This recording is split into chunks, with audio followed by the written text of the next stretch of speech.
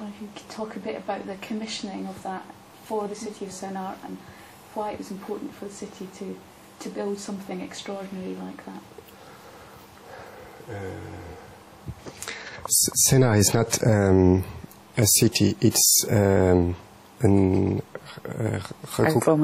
agglomeration of 8 different cities who wants to build a place for all the artistic project, and they build Senart and the company La Coupole, and there is a theater and different show for all the agglomeration, and Jean-Michel Puif knows François de la Rosière. Jean-Michel is the director of La Coupole, and he called François for the first to build something for the 10 I don't know which years, but for a commemoration of Senart. And François come to Senart. It was only a field and the construction was just starting, and he imagined this carousel to vehiculate the image of the growing Senart situation. And he said that François grew up in the country, and yes. he would, when he was a child, he would lie in the fields and hear the insects in the fields, you know, hear crickets and things like that.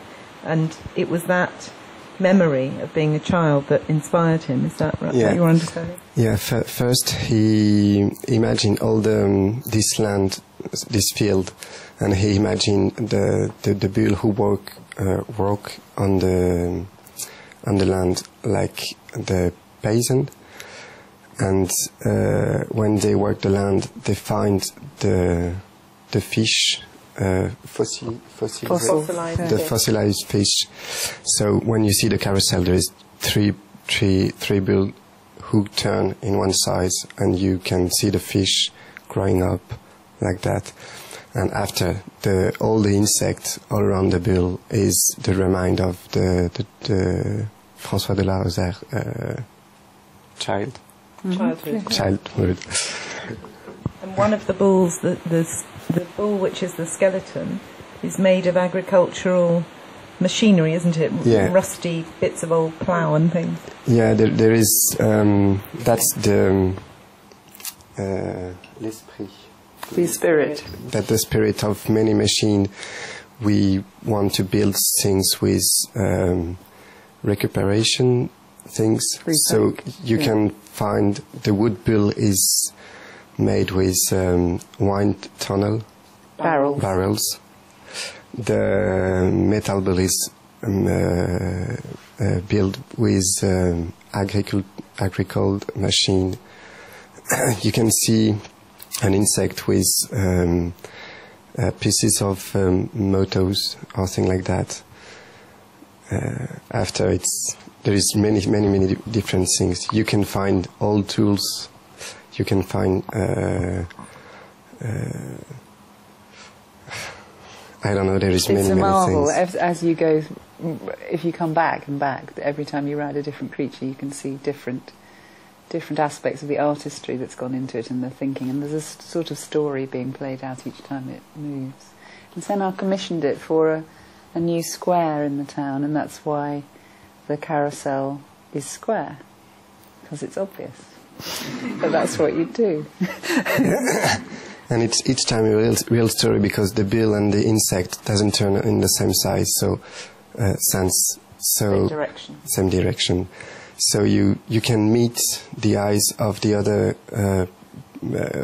people who are in the carousel, and everybody try to give the life to them on each machine, and everybody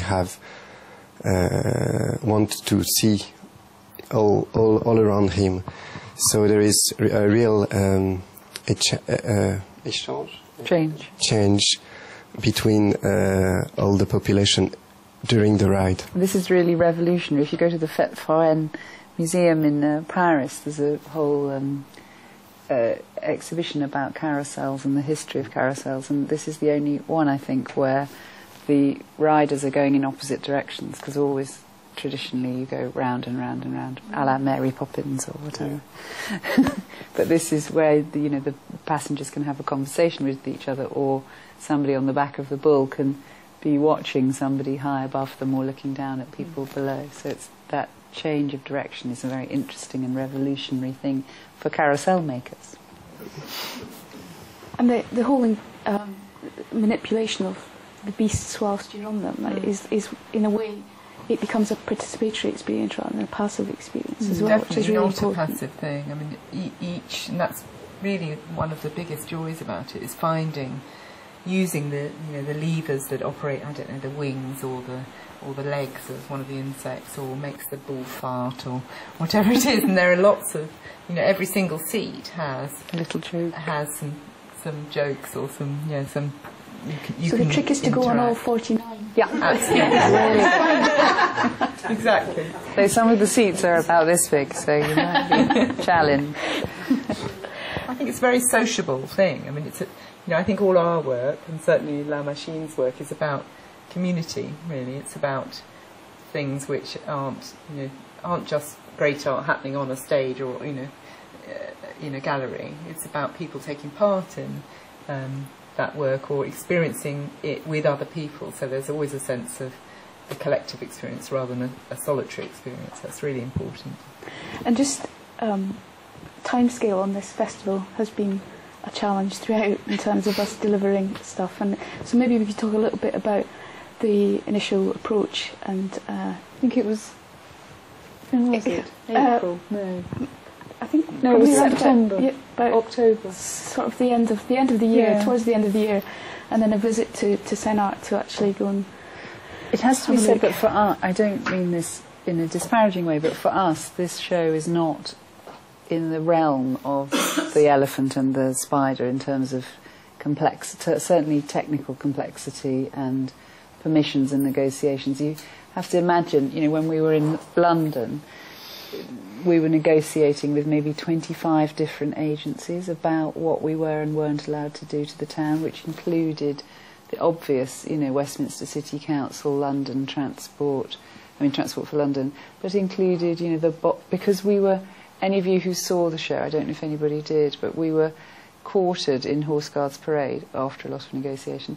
We used the Mall, St James's, Piccadilly, Haymarket, Trafalgar Square, and Pall Mall. That was the essential area, and you can imagine the sensitivities of being, 100 or 800 yards from Buckingham Palace, 10 yards from Downing Street, and in the aftermath of the July bombings that had taken place. So we were negotiating with the bomb squad, with the Diplomatic Protection Service, with the Royal Household, just more people than you can imagine, mostly men and mostly in uniform of some kind or another.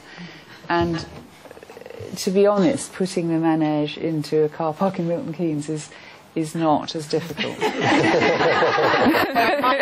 might be a lot better if it were in a more public space, in terms of its, because Helen referred earlier to the disruptive element to lots of what we do, and actually, although those people who normally park in that bit of the car park might feel it's rather disruptive what we've done, actually there is plenty of other parking, and it's not, in the scheme of things, actually changing things. For us, it would be better to have closed Midsummer Boulevard and just put it there, because one of the difficulties is that it's kind of parked in a corner, and it's almost the same as having done the Elephant in Battersea Park, that actually it hasn't yet had the impact that we would want it to. And I think that is to do with placing things in a place that is hard for cities. That's the best fun thing to do, is to say to the city, really sorry, if you want this, we're going to have to temporarily change the way you work.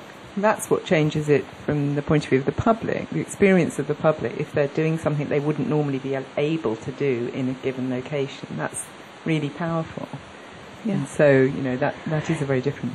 It's quite an interesting... I remember walking around with you, Helen, when you first came to do the site visits. We went up to the park, and because there's all this activity going on at the park as well. And you immediately said, no, it's got to be the city centre. And actually, one of the interesting things about its location geographically is that area, Milton Keynes has no public square, and actually it's an area. Your deputy chief exec told me that car park was originally intended to be the square, the city's square, and were it the city's square, surrounded by cafes and all of that stuff, and the bushes a bit lower and all that kind of thing, it might be having more of. I mean, we have to be honest about it. At the moment, there are people there, but not in the numbers that we would like, and that's because everybody's normal track is, park, shop, park, home.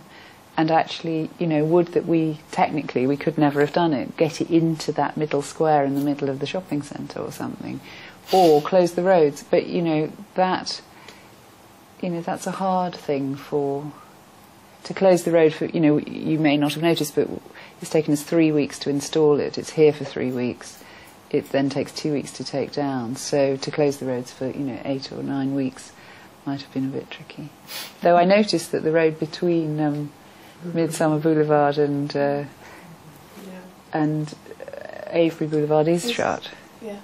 The bridge is falling down. Exactly, so we couldn't have put it on that. But it's interesting, you see, that's what's really interesting. When you come to do the spider or the elephant, and when we did the elephant, the show begins with a giant rocket 20 feet high embedded into the ground. Now, suggestion when we first started talking to the company about it that this could be in some way faked by the use of a bit of scenery and canvas and painting, and Jean-Luc, the director, who is uncompromising to say the least, said absolutely not, you will dig a 6 by 4 by 2 metre hole in the road.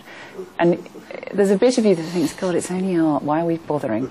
And then you think, this has to look real, it has to look as if this rocket has crash landed. And so I went off to have a conversation with Westminster City Council, who said, of course not, Waterloo Place, outside the Athenaeum, forget it.